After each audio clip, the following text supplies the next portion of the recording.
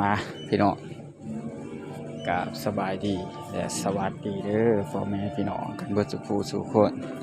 บ่ว่าสิอยู่ฝั่งไทยฝั่งลาวหรือต่างประเทศก็ยินดีต้อนรับเข้าสู่สองคำบาทสแนลเด้อ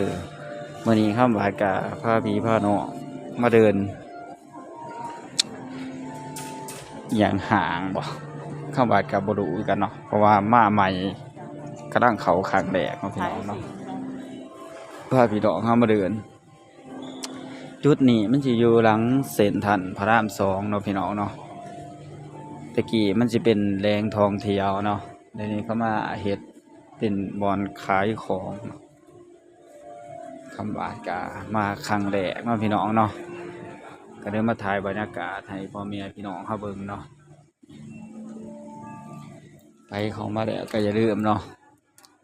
กดไลค์กดแชร์คอมเมนต์กันเข้ามาเด้อพี่น้องเด้อว่ารับชมอยู่จังหวัดใดเนาะประเทศใดก็เมนต์กันเข้ามาคำบาทก็สิเข้าไปอ่านไปตอบเมนต์ของพ่อแม่พี่น้องกันเบิดสุผู้สู่คนเนาะคำบาทก็อยากดูว่าส่อง YouTube คำบาทไปฮอดไสแหน่ประเทศใดแหน่เนาะต่างประเทศบ่ก็เมนต์กันเข้ามาได้เนาะพี่น้องเนาะของขายมันก็สิเป็นแบบคือบิ๊กซีเนาะของขายก็มีพวกสบู่ยาสีฟันเนาะนี่ครีมสระผมเนาะครีมหนวดผมแล้วก็แชมพูเนาะพี่น้องเนาะนี่ก็มีหลายสิ่งหลายอย่างก็ใหญ่เติบเลยพี่น้องนี่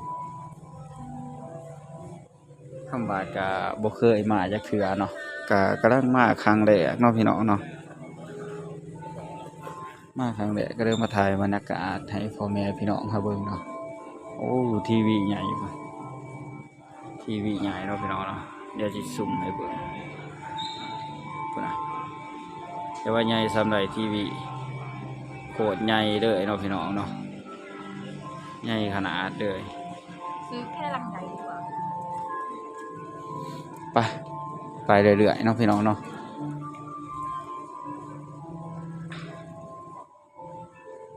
ลำบากกะมาครั้งแรกได้นี่พี่น้องแต่ว่าพ่อแม่พี่น้องเขาอยากมาเนาะ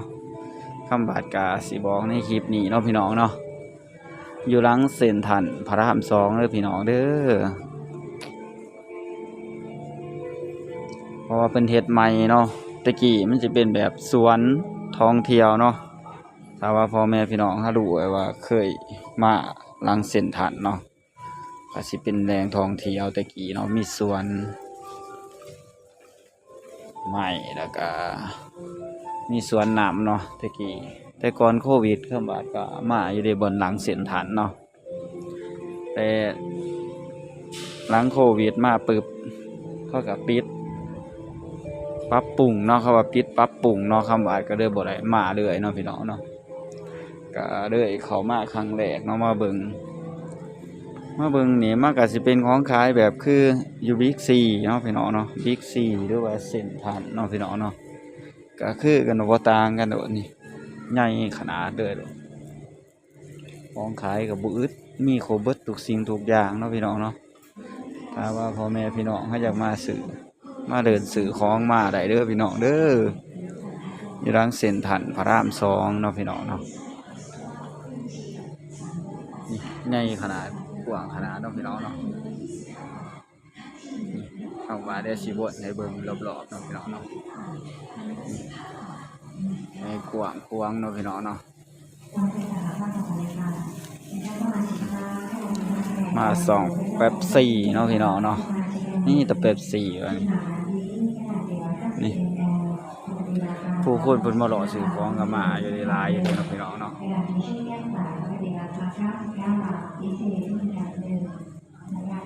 บัดก็สิรอไปเรื่อยๆก่อนเนาะพี่น้องเนาะเพราะว่ามาครั้งแรกก็สิรอให้มันทั่วไปก่อนเดินไปเรื่อยๆก่อนเนาะพี่น้องเนาะภาพก็สิบ่นิ่งแน่เนาะพี่น้องเนาะถ้าได้ยินเสียงคำอัดเบาคอยก็ต้องขอโทษขออภัยพ่อแม่พี่น้องกันเบิดสุขสู่คนเนาะคันว่าสิเว้าแห้งมันก็บ่ได้มันสิรบกวนเจ้าหน้าที่หรือว่าพ่อแม่พี่น้องเฮามารอซื้อของเนาะพี่น้องเนาะ 52นี่ก็จะเป็นน้ำส้มเนาะเป็นน้ำส้มเป็นเป๊ปซี่เนาะพี่น้องเนาะนี่ว่าก็สิเดินไปเรื่อยๆก่อนเนาะ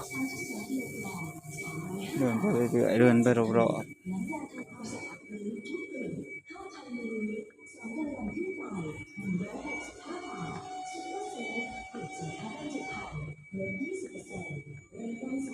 ใหญ่ขนาดเลย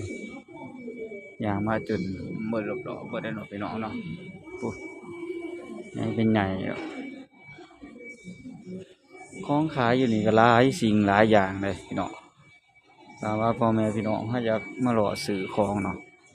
ก็มาหาได้เด้อพี่น้องเด้อเพราะว่าของขายนี่มีครบเบิดทุกสิ่งทุกอย่างเลยปุ๊ชิ้นใหญ่ไปหอดพุ่นเนาะพี่น้องในคำบาดกะสิย่างไปรอบๆไปพุ่นเนาะพี่น้องเนาะ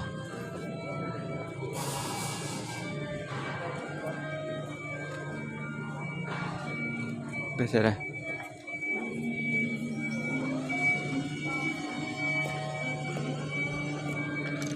เดินไปเรื่อยๆก่อนเนาะพี่น้องเนาะ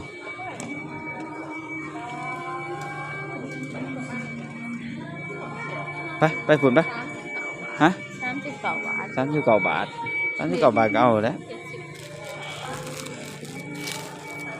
มาสองแฟบ นี่ดอกใส่ เทือกอะไรตู้เทือกรถกันเสียวไปทำออกกันไปยางดอกไปทาง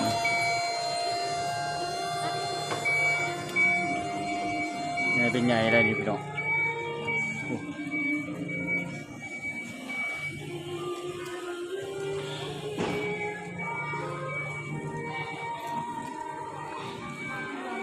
หวานปะนี่อยู่บนนุ่ม บ่มีฝั่งนี้พุ่นไปพุ่นอาจจะไปพุ่น แม่นบ่ เขาไปส่องบ่เห็นก็เขาไปเลยบ่มีนี่เขาไปส่องนี่อันนี้เครื่องปรุงน้ำมันข้าวสารก๋วยเตี๋ยวอาหารมีครบเบิดทุกอย่างนี่เข้าไปข้างใน แบบแมคโครเนาะคู่กัน นี่ใหญ่ขนาดเลยเนาะพี่น้องเนาะโอ้โหข้าวบาดกับมาข้างเด็กเลยใหญ่เป็นใหญ่เลยเดินไปเรื่อยๆก่อนเนาะข้าวบาดกับจักสิเอาหยังคือกัน มาถ่ายบรรยากาศให้พ่อแม่พี่น้องเขาเบิ่งนี่ใหญ่เป็นใหญ่เสียงเพลงเขาบ่เนาะน่าจะเขาได้นี่ถ้าคำว่าได้ตัดออกเป็นบางส่วนบางตอนก็ต้องขอโทษขออภัยพ่อแม่พี่น้องกันเบิดทุกคนเนาะเพราะว่าเพลงเพิ่นมีนี่ก็ซีดเนาะพี่น้องเนาะคำว่าก็สิได้ตัดออก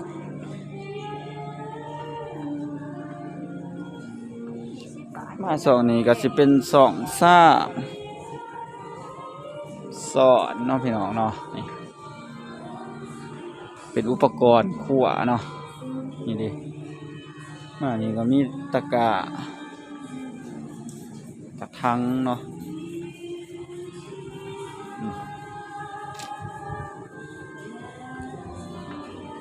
กระทังแต่ว่าราคาเพิ่นบ่ติดใส่เนาะพี่น้องเนาะ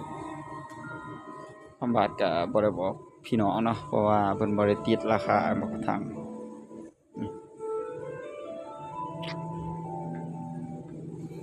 มานี่ก็เป็นถุงยางเนาะสองนี่ก็เป็นถุงยาง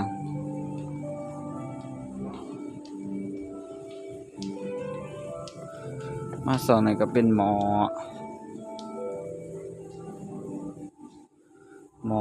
ของครัวเนาะพี่น้องเนาะนี่หม้อ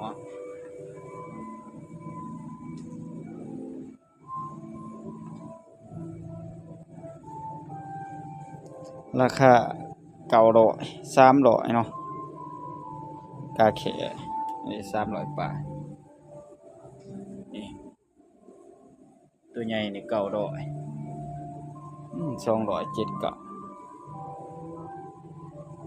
นี่300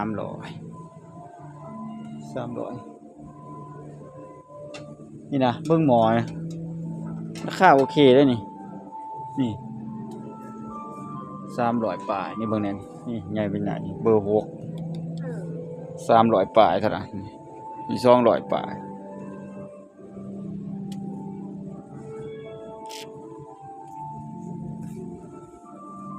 หมอกาแขอย่างดีๆเด้โอ้ตัวใหญ่ๆมีแต่800นะ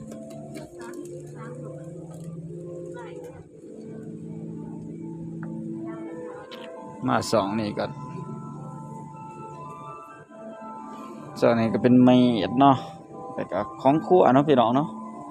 ให้พ่อแม่พี่น้องเขาเบิ่งเอง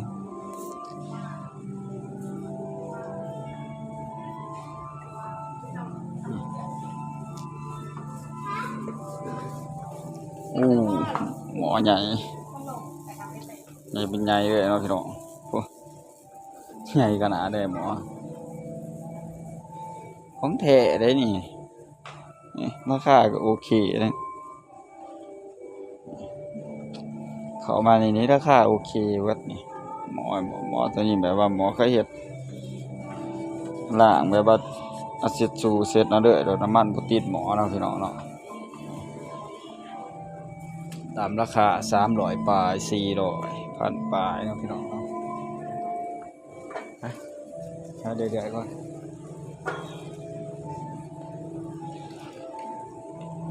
เข้ามาก็ได้ย่างไป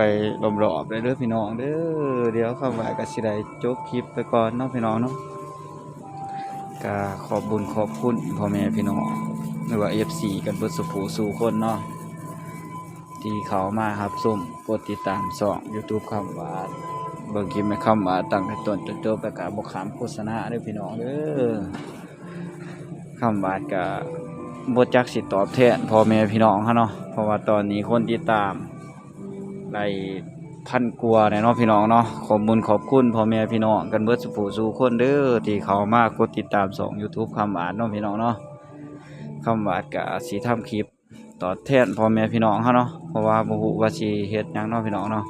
บ่มีหยังสิตอบแทนคำว่าก็ใครที่เขามาชมคลิปนี้เดี๋ยวก็อย่าลืมเนาะกดติดตามกดไลค์กดแชร์คอมเมนต์กันเข้ามาเด้อพี่น้องเด้อเพื่อเป็นกำลังใจให้คำว่าได้ทำคลิปต่อไปเนาะพี่น้องเนาะคำว่าก็สิได้จบคลิปไปแล้วก็สิกล่าวคำว่าสบายดีและสวัสดีเด้อพ่อแม่พี่น้องกันเบิดทุกผู้ทุกคนเนาะ